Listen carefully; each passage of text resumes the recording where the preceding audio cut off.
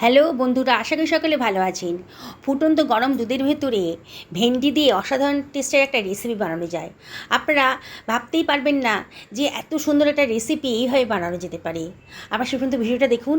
আমি এর ভেতরে ডিমও দিয়ে দিয়েছিলাম, আর কী যে টেস্ট হয়েছে না, আপনাদেরকে আমি বলে বোঝাতে পারবো না। আপনারা সত্যিই অবাক হয়ে যাবেন। এরম ধরনের রেসিপি কিন্তু আগে কোনো দিনও খাননি, একবার খেয়েই দেখুন না। এই জন্যে আমি 500 গ্রাম মতন ভেন্ডি নিয়ে নিয়েছি। ভালো করে ধুয়ে পরিষ্কার করে নিয়েছি ভেন্ডিগুলো। এবার ভেন্ডিগুলোর আমি নিচের পোর্শনটা মানে বোটার দিকটা আর মাথার দিকটা কেটে কেটে বাদ দিয়ে দেবো। বন্ধুরা, ভেন্ডির তো অনেক রেসিপি আপনারা খেয়েছেন। আমি আপনাদেরকে একান্ত রিকোয়েস্ট করব, এই ধরনের রেসিপিটা একদিন বাড়িতে বানিয়ে খান। প্রথমে একটু অবাক হয়ে গেলেও আপনারা কিন্তু এর টেস্ট দেখে চমকে যাবেন। এত সুন্দর টেস্ট হতে পারে, আর যথেষ্ট পুষ্টিকরভাবে বানানো হয়েছে। খুব বেশি তেল মশলা হয়তো ব্যবহার করা হয়নি। আপনারা না খেলে বিশ্বাসই করতে পারবেন না যে এই ভেন্ডির টেস্টটা এতটাই সুন্দর। আমি ভেন্ডিগুলোকে দেখুন একটু ছোটো ছোটো করে কেটে নিয়েছি। খুব বেশি বড় হয়নি, খুব বেশি ছোটও হয়নি। আগে থেকেই ধুয়ে নিয়ে গেছি বললাম এটা। এবার এটাকে আমি সরিয়ে রাখছি। আমি এখানে একখানা পেঁয়াজ নিয়ে নিয়েছি। পেঁয়াজটার খোসা আমি কেটে বাদ দিয়ে দিচ্ছি।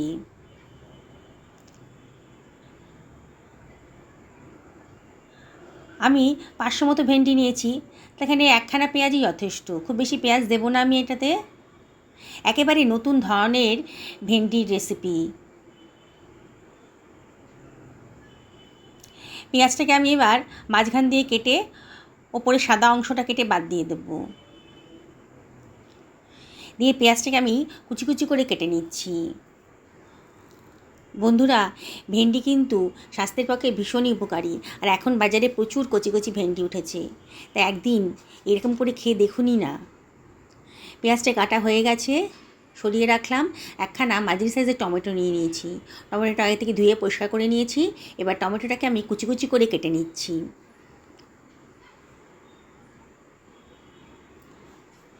এবার সরিয়ে রাখলাম। আমি এখানে 300 মিলিগ্রাম মতন দুধ গরম করতে দিয়ে দিয়েছি। দুধটা বেশ ফুটে উঠেছে, দেখুন একটু নাড়াচাড়া করে দিচ্ছি। মাঝে মাঝে কিন্তু দুধটাকে একটু নাড়িয়ে দিতে হবে, নাহলে দুধের তলায় মানে কড়াইয়ের মধ্যে লেগে যেতে পারে। এর ভিতর দিয়ে দিলাম খানিকটা দারচিনি আর ছোটো এলাচ। এবার অল্প লবণ দিয়ে দুধটাকে আরেকটু ফুটিয়ে নেব। দারচিনি আর ছোটো এলাচটা দিলে পরে খুব সুঘ্রাণ একটা গন্ধ বেরোবে। দুধটা বেশ ফুটে উঠেছে যখন, তখন আমি এর ভেতর দিয়ে দিচ্ছি কেটে রাখা ভেন্ডিগুলো। দিয়ে আমি সব কিছু ভালো করে মিশিয়ে নিচ্ছি। দুধের মধ্যে ভেন্ডিগুলোকে একটু ফুটতে দেব। সব কিছু ভালো করে মিশিয়ে নিলাম।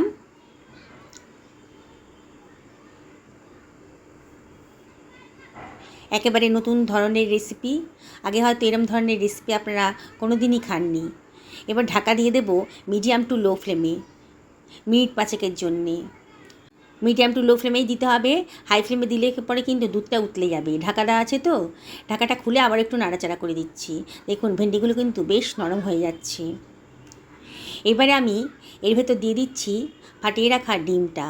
কাঁচা ডিমটাই দিয়ে দিচ্ছি। আস্তে করে ডিমটা দিয়ে দিলাম। দিয়ে এবারে আমি এটা ঢাকা দিয়ে রান্না করব।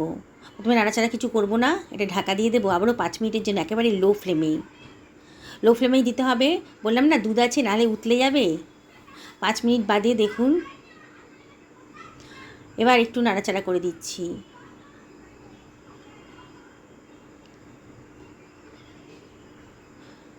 আবারও ঢাকা দিয়ে মিনিট 5 জন্যে লো ফ্লেমে রান্না করতে দেবো। একটা কড়াইতে আমি 2 টেবিল চামচ মতো সাদা তেল গরম করতে দিয়ে দিয়েছি। এর ভেতর দিয়ে দিলাম গোটা গরম মশলা, আর দিয়ে দিলাম হাফ টেবিল চামচ মতো গোটা জিরে, খানিকটা কারি পাতা, ফ্রেশ কারি পাতা দিয়ে দিলাম। সুন্দর একটা গন্ধ বেরোতে শুরু করে দিয়েছে। একটু ফ্রাই করে নেব। খুব সুঘ্রাণ একটা গন্ধ বেরোতে শুরু করেছে।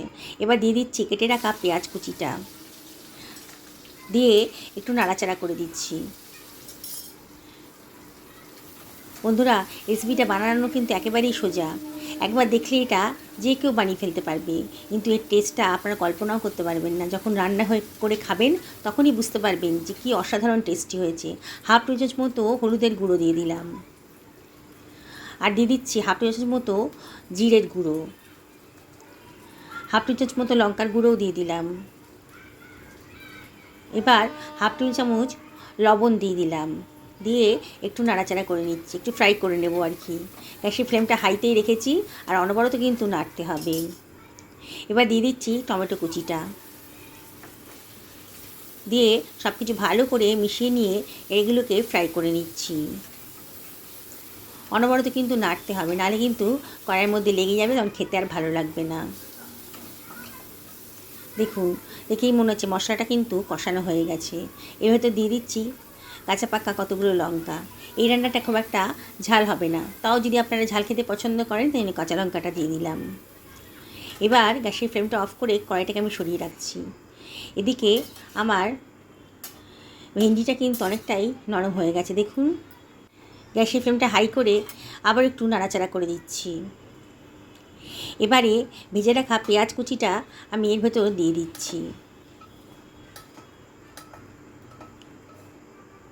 দিয়ে সব কিছু আমি ভালো করে মিশিয়ে নেব। বন্ধুরা, বুঝতেই পারছেন একেবারে নতুন ধরনের রেসিপি তৈরি হতে চলেছে।